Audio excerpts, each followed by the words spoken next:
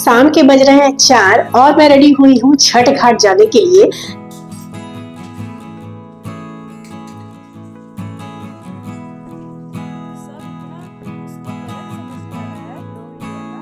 Hello everyone, good morning, welcome back to my another blog. कैसे हैं आप लोग? ईश्वर से मेरी प्रार्थना है आप सभी स्वस्थ और खुशहाल रहें। तो ये ब्लॉग है 3 अप्रैल की और दिन है थर्सडे का और आज है मेरे intermittent summer weight loss challenge का तीसरा दिन। और अपने ब्लॉग की शुरुआत करी हूँ मैं अपने होम वर्कआउट से, जो कि मैं डेली सुबह उठ के आजकल कर रही हूँ। और उसके बाद उठ के यहाँ से एक्सरसाइज मेरी जब कंप्लीट हो जाएगी तो मैं अपनी बेटी को जगाऊंगी स्कूल के लिए और उसके लंच बॉक्स वगैरह बनाती हूँ। यही मेरी डेली की आजकल रूटीन हो रही है समर में। मेरे पिछले ब्लॉग में आए थे कुछ कमेंट जिनका आंसर मैं इस ब्लॉग में करूंगी। मेरी वीडियो की क्लिप चलती रहेगी, जहां मुझे लगेगा ना कि वहां मुझे बताना है कुछ तो मैं वहां बोलूंगी और बाकी कमेंट का मैं आंसर कर देती हूँ। मुझे तो जहां तक याद है मैं सबके कमेंट्स याद रखी हूँ, लेकिन अगर किसी का बाय मिस्टेक मैं छूट जा रहा है, भूल जा रही हूँ, तो प्लीज उसके लिए एक्सट्रीमली सॉरी। मैं नेक्स्ट बार जब ब्लॉग बनाऊंगी ना, मतलब अगले दिन, तो उनके क्वेश्चंस का आंसर दे दूंगी। तो आप लोग कोई बुरा नहीं मानिएगा। और जिनकी नाम मुझे याद है उनका नाम मैं डेफिनेटली लूंगी, लेकिन जिनका नाम नहीं याद है उनके लिए भी सॉरी। प्लीज डियर, आप लोग बुरा मत मानिएगा। मैं आपके क्वेश्चन का हर मतलब अपने जितना भी एक्सपीरियंस है ना उसके अनुसार आंसर दूंगी और कोशिश करूंगी ना कि आप लोग मेरे जो को आंसर होंगे उससे आप लोग को बहुत हेल्प मिलेगी। और आप ही लोग को नहीं बल्कि जो भी लोग वेट लॉस जर्नी में है उनको सारे लोगों को हेल्प मिलेगी, क्योंकि कहीं ना कहीं सभी लोग ना वेट लॉस जर्नी में कुछ ना कुछ परेशानी से फंसे रहते हैं और उनका वेट लॉस रुक जाता है। क्योंकि वेट लॉस सब कुछ मिला के होता है, केवल एक चीज़, केवल डाइटिंग, केवल एक्सरसाइज ऐसा नहीं है। मानते हैं कि डाइटिंग बहुत मतलब इम्पॉर्टेंट है, सबसे मुख्य मेन जो चीज़ है वेट लॉस के लिए वो डाइटिंग ही है, लेकिन हाँ उसके साथ बहुत चीज़ जुड़ा हुआ है आपस में। उन सबको भी ध्यान में रख के ही वेट लॉस होता है, ऐसे नहीं होता है हर किसी का। किसी का तो हो जाता है, लेकिन हर किसी के साथ ऐसा नहीं होता है। तो चलिए स्टार्ट करते हैं अपना क्वेश्चंस। और सबसे पहला जो कमेंट आया था वो है छाया जी का। उनका कहना है कि जो हम वर्कआउट करते हैं उसके बाद हमारी बॉडी पेन होती है तो उसके लिए क्या करें। तो डियर, जहाँ तक मुझे याद है आपने मुझे पिछले ब्लॉग में बताया था कि आप जुम्बा क्लासेस ज्वाइन की हैं। तो सबसे पहला बात आपके केस में बता रही हूँ कि हो सकता है कि आप जुम्बा क्लासेस कर रही हैं और अभी आपका ज़्यादा दिन नहीं हुआ होगा, तो आपको कम से कम 1 वीक या 10 डेज तक बॉडी पेन करेगा। तो इट्स नॉर्मल, ये कोई टेंशन वाली बात नहीं है। लेकिन अगर आपको थोड़ा रिलीफ चाहिए उससे, पहले तो मैं ये बोलूँगी उसको एज इट इज़ छोड़ दीजिए और कंटिन्यू क्लास करते रहिए, अपने आप ठीक हो जाएगा। क्योंकि जब हम इस तरह की चीज़ों का इलाज करने लगते हैं ना तो वो बार बार वो चीज़ होता है ना कि मेरी बॉडी को आदत हो जाएगी। फिर जैसे आप किसी भी चीज़ के लिए दवा ले लीजिए तो आदत हो जाएगी, आप दवा खाने के बाद ही आपका पेन से छुटकारा मिलेगा। तो ऐसा करना मुझे नहीं नीड है, लेकिन फिर भी अगर बहुत पेन हो रहा है तो आप गर्म पानी में पैर डाल के कुछ देर रखिए, थोड़ा सा मसाज लीजिए, थोड़ी सी रेस्ट लीजिए। और एक बात, कभी भी आप कोई भी एक्सरसाइज करते हो, चाहे जुम्बा करते हो, जिम करते हो, कुछ भी करते हो, आप अपना वर्कआउट करने के बाद स्ट्रेचिंग जरूर किया करिए। क्योंकि ना स्ट्रेचिंग जो होता है ना वो बॉडी पेन में बहुत रिलीफ कर देता है। स्टार्टिंग में मतलब कभी भी आप वर्कआउट करते हो उसके स्टार्टिंग में और एंडिंग में बॉडी को स्ट्रेचिंग करना बहुत जरूरी है। अगर इन सब के बावजूद भी मतलब 8-10 दिन के बाद भी आपका पेन नहीं ठीक होता है तो प्लीज़, हो सकता है कि आप अपने खाने में प्रोटीन कम लेती हो तो खाने में प्रोटीन की मात्रा को बढ़ाइए। और इन सब के बाद भी अगर नहीं पेन ठीक होगा, होपफुल आप एकदम ठीक हो जाएंगी, 8-10 दिन में ही ठीक हो जाएंगे, क्योंकि बॉडी को आदत हो जाएगा एक्सरसाइज की ना, तो बॉडी अपने आप उसको ले लेती है, तो फिर दर्द अपने आप कम हो जाता है। लेकिन उसके बाद भी अगर नहीं हुआ, जो कि मैं भगवान से प्रार्थना करूंगी कि ऐसा ना हो, तो आप ना एक बार टेस्ट करवा लीजिएगा कि किसी तरह की कुछ डेफिशिएंसी तो नहीं है बॉडी में। अदरवाइज ऐसा होता नहीं है कुछ, लेकिन हाँ वो ठीक हो जाएगा अपने आप, समय के साथ ठीक हो जाएगा। जैसे जैसे आपकी आदत होती जाएगी ना एक्सरसाइज करने की, वो आदत बिल्कुल सही होती है। जैसे अब मुझे एक्सरसाइज करने से ना, वैसे तो मेरे ईजी बहुत एक्सरसाइज होते हैं, इसमें क्या ही दर्द करेगा, लेकिन अब मुझे ना बॉडी पेन बिल्कुल नहीं करता है। इवन मैं पीरियड्स में भी अब एक्सरसाइज कर लेती हूँ, अब आदत हो गया है पिछले 4-5 महीने से, तो अब कुछ उतना परेशानी नहीं होती है। नेक्स्ट कमेंट आया था गीता जी का। उनका कहना था कि पिछले 8 महीने से वो एक्सरसाइज कर रही हैं, रूटीन फॉलो कर रही हैं, सब कुछ करती हैं, उनका गवर्नमेंट जॉब है, उसके बाद भी उनको वैसा रिजल्ट नहीं मिलता है जैसा उनको चाहिए।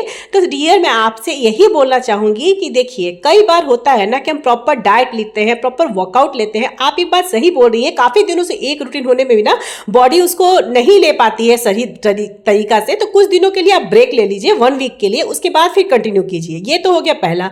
दूसरा बात ये हो गया डियर कि कोई भी इंसान कितना भी हेल्दी डाइट लेता हो, कितना भी अच्छे से वर्कआउट करता हो, अगर वो चीजों में स्ट्रेस ले रहा है, किसी भी चीज में, चाहे अपने वर्क में, चाहे अपने घर पे या अपने बॉडी को ही लेकर अगर वो स्ट्रेस ले रहा है ना, तो भी बहुत मुश्किल होता है वेट लॉस करना। इसलिए आप देखिए कि कहीं आप जॉब की वजह से या किसी भी परेशानी की वजह से या फिर इस वजह से भी कि आपका वेट लॉस नहीं हो रहा, कहीं स्ट्रेस पे तो नहीं है, तो चीज़ों को बहुत इजीली लीजिए, अपने स्ट्रेस को दूर कीजिए, आपका वेट लॉस होगा। अगर आप सही ढंग से अपना डाइट कर रही हैं, एक्सरसाइज कर रही हैं, तो बिल्कुल होगा।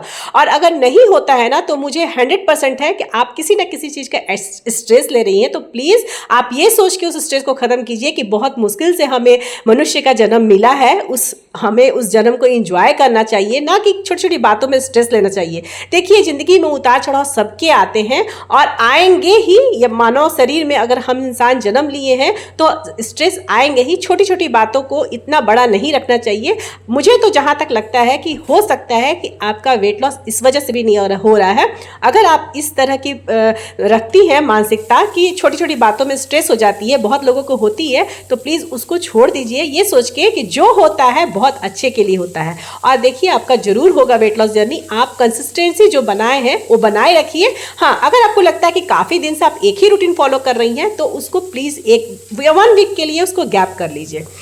यहाँ मैं कुछ बता दूं, मेरा ईटिंग विंडो का शुरुआत आप लोग देख ही लिए होंगे। सबसे पहले मैं अपने मॉर्निंग ड्रिंक ली हूँ जीरा पानी। उसके बाद मैं ली थी अपना, जब ईटिंग विंडो को शुरुआत हुआ था तो उसमें मैं एक फ्रूट्स ली थी, बनाना, और कुछ 2 खजूर ली थी। और उसके बाद मैं आज ब्रेकफास्ट में बनाई थी पनीर की सब्जी और रोटी, और वही मैं अपनी बेटी को लंच में भी दे हूँ। वहाँ रोटी और पनीर की सब्जी मैं अपने बेटा को दी थी ब्रेकफास्ट में।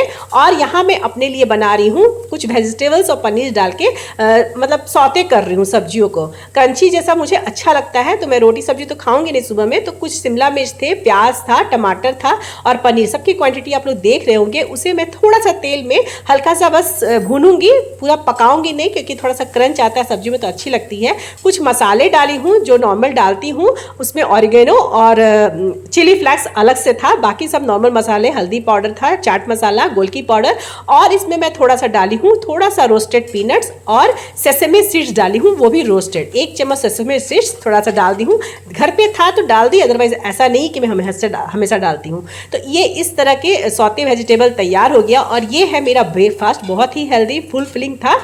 एक कमेंट आया था राबिया जी का, उनका कहना था कि इंटरमिटेंट फास्टिंग को कितने दिन तक फॉलो करना चाहिए। तो देखिए, मैं तो ये बोल रही हूँ कि इंटरमिटेंट फास्टिंग को लाइफ टाइम फॉलो करना चाहिए, क्योंकि ये कोई डाइट नहीं है, ये आपका ईटिंग पैटर्न है कि आप अपने एक समय के लिए अपना खाना खा रही हैं और बाकी समय के लिए अपने पेट को रेस्ट दे रही हैं खाना पचाने के लिए। तो आप ना अपने विंडो को कम और ज़्यादा कीजिए। मैं ऐसे ही करती हूँ। अगर जब मुझे लगता है ना कि काफ़ी वेट लॉस हो चुका, जब जैसे मैं अपने टारगेट पे पहुँच जाऊँगी कि 60 kg है, तो 5 kg मुझे और लूज करना है, अगर मैं अपनी टारगेट पहुंच जाऊंगी ना, तो भी मैं इंटरमिटेंट फास्टिंग करूंगी। बस उसका विंडो जो है ना वो 12-12 का कर दूंगी। कितने लोगों को आदत होता है, देखिएगा, मैं देखी हूं, बहुत लोगों को जानती भी हूं पर्सनली, घर पे भी 1 बजे रात में मूवी चल रहा है और वो कुछ ना कुछ बैठ के खा रहे हैं। मेरे हस्बैंड जी का भी यही आदत है, अगर वो जगे रहेंगे ना तो 1 बजे 2 बजे भी रात में उनके मुंह में कुछ ना कुछ जाना चाहिए, और खाना नहीं जाता है उनको। खाना खाने से ज्यादा ना ऊपरी चीज पसंद है, जैसे कुछ भी पैकेट का चीज उठा लेते हैं और खा लेते हैं। और मैं रखती भी नहीं हूँ पैकेट का चीज, फिर भी पता नहीं उनको कहाँ से कुछ ना कुछ मिल जाएगा,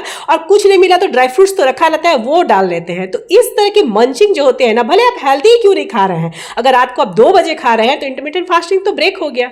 तो इंटरमिटेंट फास्टिंग हमेशा कीजिए, बस उसके विंडोज को ना आप घटाते बढ़ाते रहिए। जब आपको वेट लॉस करना है, एकदम अच्छा खासा वेट लॉस करना है, तो आप 16:8 करिए। जब आपको लगता है कि नहीं, आपसे नहीं हो पा रहा है, तो 14:10 कीजिए। और जैसे आप लग रहा है कि आपका वेट अब बहुत ज्यादा हो चुका है, आप उसको मेंटेन में रखिएगा, तो आप विंडो को घटा दीजिए, 15:9 कर दीजिए, और भी कम कर दीजिए, 12:12 कर दीजिए। 12 घंटे खाइए, 12 घंटे पेट को आराम दीजिए। तो ऐसा करके ना आपका वेट लॉस जर्नी भी चलता रहेगा हमेशा, और आप सब कुछ खाती भी रहेंगी। इंटरमिटेंट फास्टिंग वही तो है, सब कुछ खाना है और वेट लॉस करना है। तो देखिए, ब्रेकफास्ट होने के 1 घंटे के बाद मैं अपनी गुड़ वाली चाय लेती हूँ, और उसके 1-1.5 घंटे के बाद मैं लेती हूँ अपना फ्रूट्स, जिसमें आज मैं ले रही हूँ वाटरमेलन। अच्छा, एक और कमेंट आया था, उनका नाम मुझे नहीं याद है डियर, सॉरी, लेकिन हाँ, कमेंट मुझे बहुत अच्छी तरह से याद है। वो बोल रही थी, पहले मैं अपने लंच थाली के बारे में बता दूँ। लंच थाली में मेरा है पनीर के जो सब्जी मैं सुबह बनाई थी, थोड़ा सा बच गया था, तो वो ली हूँ। 1 रोटी, थोड़ा चावल, पटल की मसाले वाली सूखी सब्जी है, और साथ में सलाद। ये है मेरा लंच थाली।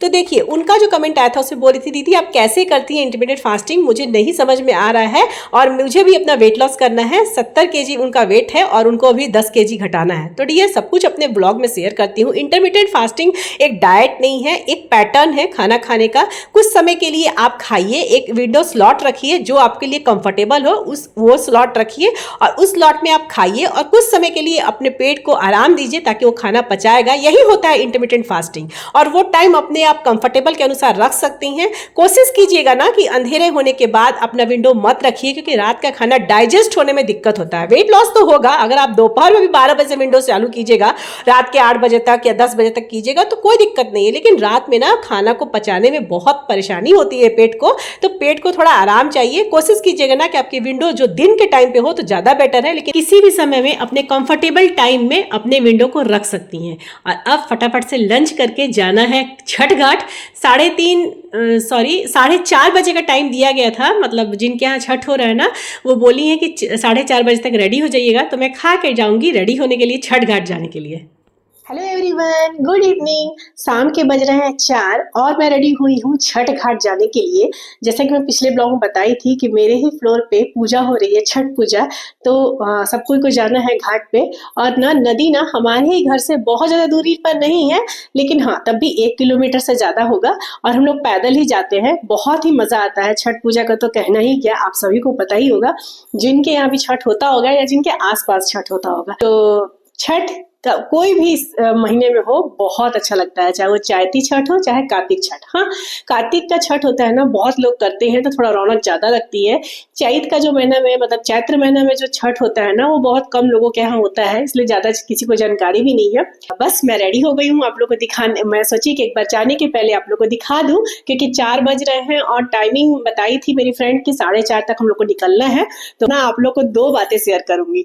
पहली, मुझे इतनी साड़ी अच्छे से पहनने आती नहीं है, बहुत ही ज्यादा मैं सूट वगैरह ही बाकी ड्रेसेस भी वेयर करती हूँ। साड़ी में बहुत रेयर, कोई पूजा पाठ हुआ, पर्व त्योहार हुआ या फिर कुछ घर में ऐसा ओकेजन हुआ तो ही साड़ी पहनती हूँ, अदरवाइज मैं उतनी फैमिलियर नहीं हूँ साड़ी से, तो मुझे उतना अच्छा साड़ी पहनना आता नहीं है।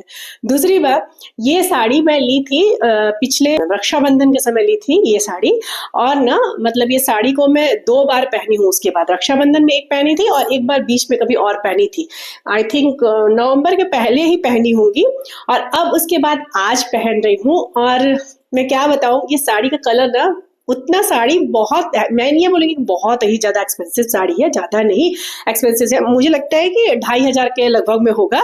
और ये साड़ी की कलर मुझे बहुत पसंद है, और दिन के टाइम में ना चूंकि अभी धूप हुआ है तो इसका ना कलर बहुत खिल के आता है, तो ये कलर वैसे भी मुझे बहुत ज्यादा पसंद आते हैं। तो मैं पहन ली और पहनने के बाद मुझे समझ में नहीं आ रहा मैं दुखी हूँ कि खुश हूँ। मतलब खुश तो हूँ लेकिन थोड़ा सा दुखी हूँ ना, क्योंकि ब्लाउज फिट नहीं आ रहा था, ब्लाउज बहुत ढीले हो गए, आप लोग को पता नहीं चल रहा होगा, मैं आप लोग को दिखा देती हूँ एक बार। तो जनरली मैं साड़ी जब भी पहनती हूँ ना ऐसे पिनअप करती हूँ। जनरली मुझे ना थोड़ा सा कैरी करने में दिक्कत होता है साड़ी, तो मैं ऐसे पिनअप करती हूँ। तो मैं पहले मैं ऐसे तैयार हुई और ना साड़ी इतनी ब्लाउजेस ढीली हो गई है, देखिए। और आपको तो पता है कि ब्लाउज जब फिटिंग होती है तो ही अच्छा लगता है, और यहाँ ब्लाउज इतना ढीला हो गया है, पता नहीं मेरा आवाज आके माइक तो दूर चल जा रहा है, 1 मिनट।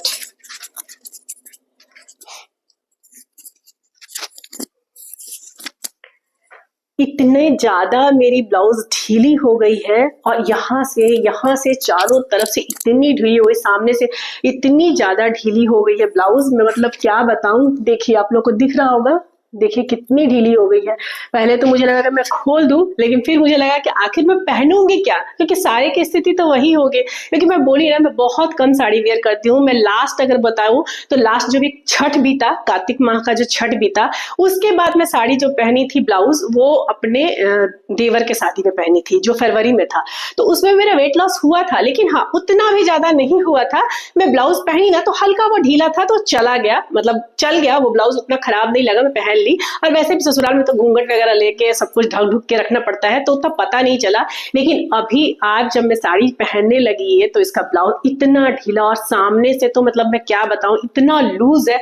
मैं दो पिन लगाई, सेटल की, क्योंकि अब टाइम नहीं है कि मैं अब इस साड़ी को ठीक करूं। और दूसरी साड़ी का तो खैर सवाल ही नहीं होता है, दूसरी साड़ी जो भी साड़ी पहनूंगी उसके ब्लाउज का साइज सेम है।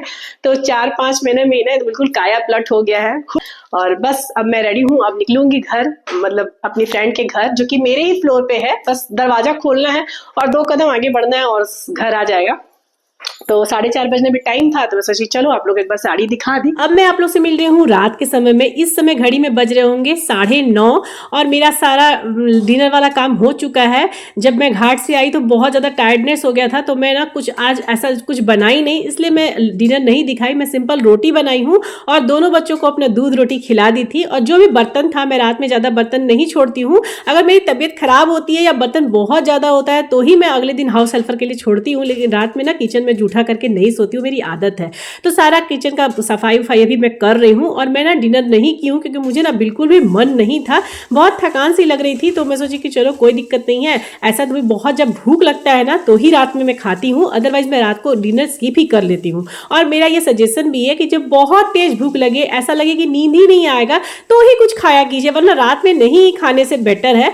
हमेशा के लिए, वेट लॉस का बात नहीं है क्या, हमेशा के लिए डाइजेशन ना इससे अच्छे इंप्रूवमेंट होते हैं। तो चलिए यहाँ पे मेरा अच्छा से, और ना एक बात और, मैं जब माइक लगा के बात करती हूँ ना फेस टू फेस, तो मुझे ना माइक की आवाज़ बिल्कुल अच्छी नहीं लगती है, फटी फटी सी आती है। अपना मोबाइल ही ठीक है, सामने रखो और वॉइस ओवर करो। पता नहीं वो मेरा बेटा मंगवा तो दिया है, लेकिन मैं ना उसे हमेशा तभी यूज़ करूँगी जब मैं सामने फेस टू फेस कैमरा में बात करूँगी। अदरवाइज ना मैं इस तरह का वॉइस ओवर करती हूँ तो मेरी आवाज़ मुझे क्लियर लगती है। आप लोग बताइएगा मैं सही बोल रही हूँ कि नहीं।